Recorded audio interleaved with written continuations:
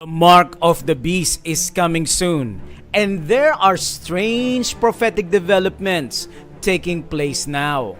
Church and state is rapidly being questioned by the Trump administration, and here is where we are in prophecy.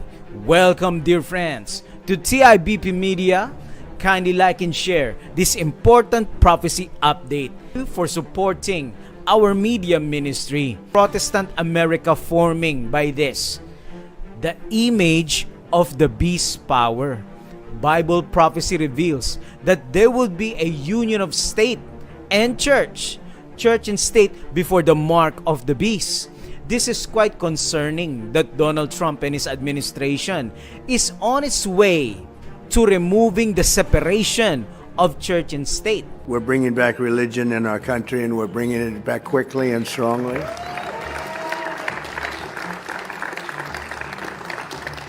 Because for America to be a great nation, we must always be one nation under God, a phrase that they would like to get rid of, the radical left. You know, they say separation. They say separation between church and state, they told me. I said, all right, let's forget about that for one time. We said, really, the separation? I don't know. Is that a good thing or a bad thing? I'm not sure. But whether there's separation or not, you guys are in the White House where you should be, and you're representing our country, and we're bringing religion back to our country. And the separation of church and state was created to prevent governments from picking religions and religions from picking governments. But on National Prayer Day, the President of the United States said something no predecessor ever would. They say separation between church and state, they told me. I said, all right, let's forget about that for one time. The words separation of church and state aren't actually in the Constitution. They come from an 1802 Thomas Jefferson letter who called for a, quote, eternal separation between church and state. But over time, the courts interpreting the First Amendment have made it the law of the land. Under Trump, however, we have seen that wall systematically eroded in favor of a particular brand of Christian nationalism. Let's start with the head of the White House Faith Office, Pastor Paula White-Cain. When it became clear Trump was losing the 2020 election, she appeared on a live-streamed prayer service and called on literal angels to secure his re-election. Angels are being released right now. Angels are being dispatched right now. Hamanda aka ata raka teda baka sanda ata ambo. Then there's Attorney General Pam Bondi chairing the task force to, quote, eradicate anti-Christian bias, unquote, in a country where 87% of Congress identifies as Christian. Or Texas Lieutenant Governor Dan Patrick, who has pushed for the 10 Commandments in public schools while chairing the Religious Liberty Committee. I quote from Fox News, Trump jokes his admin will forget about separation of church and state. We're bringing religion back. Dear friends, Trump was being clear on what his administration is going to do.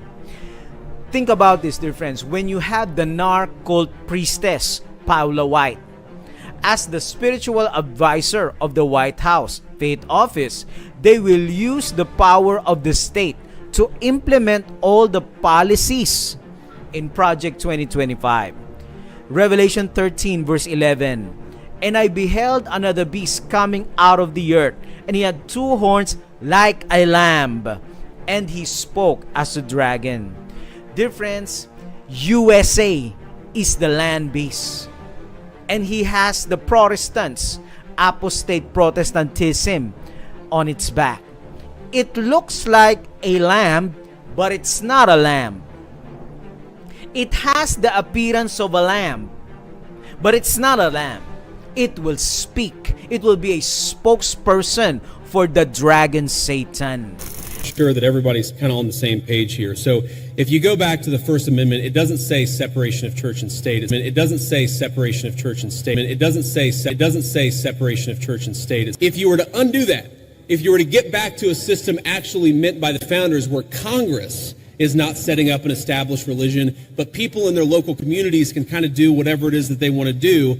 I think that would be a better system than what we have today. But I think the most important principle that we have got to remember is you do not have to completely kick God out of the public square. You do not have to completely kick God out of the public square, which is what we've done in modern America. It's not what the founders wanted. It's not good for the United States of America. And anybody who tells you it's required by the Constitution is lying to you. And he exerciseth all the power of the first beast before him, and causeth the earth and them which dwell therein to worship the first beast, whose deadly wound was healed. Friends, any politician or group, including J.D. Vance and Turning Point USA, that claims that states can create their own official religion apart from the 14th Amendment is not only mistaken about the Constitution, but also pushing a dangerous idea. This belief threatens one of America's most important freedoms, the separation of church and state. The 14th Amendment makes it clear that no state can deny its citizens the same protections guaranteed by the Bill of Rights, including religious liberty.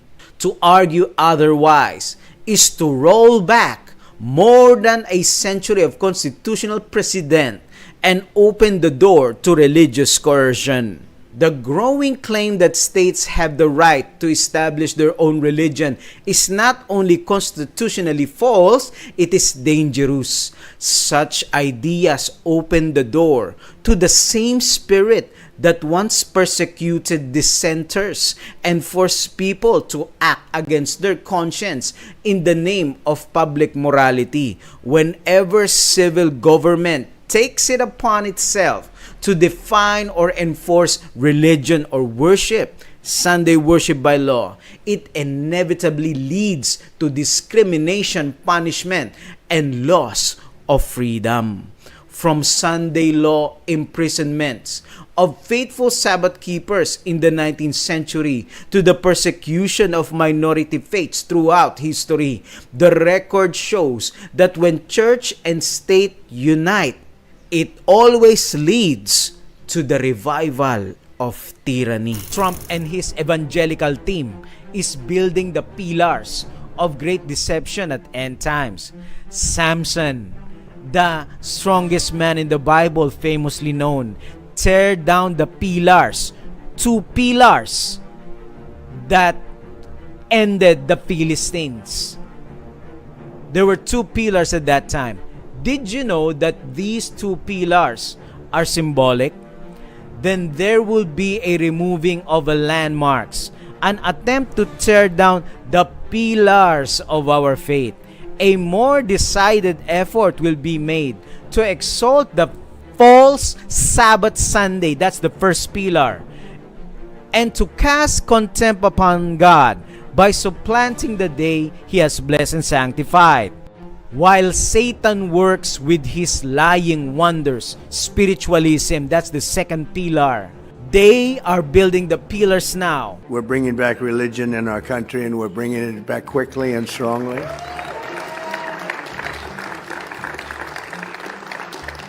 Because for America to be a great nation, we must always be one nation under God, a phrase that they would like to get rid of, the radical left. You know, they say separation. They say separation between church and state, they told me. I said, all right, let's forget about that for one time. We said, really, the separation? I don't know. Is that a good thing or a bad thing? I'm not sure. But whether there's separation or not, you guys are in the White House where you should be, and you're representing our country, and we're bringing religion back to our country, and it's a big deal. And I think God answered other prayers because He's put in an administration to run this country that's going to make you proud again. It's going to make you believe and believe more again. Dear friends, the enemy is working to destroy the truth. But as long as God have you and me, Bible-believing Christians, The Holy Spirit will give us the power to stand true and endure till the end. This is the promise of God for His remnant people. Are you encouraged that the Holy Spirit is with us? Kindly type in the comment section, the Holy Spirit is with me. The Holy Spirit is with me. Thank you, dear friends. Kindly share this important prophecy update, and may we continue to preach truth found in Bible prophecy.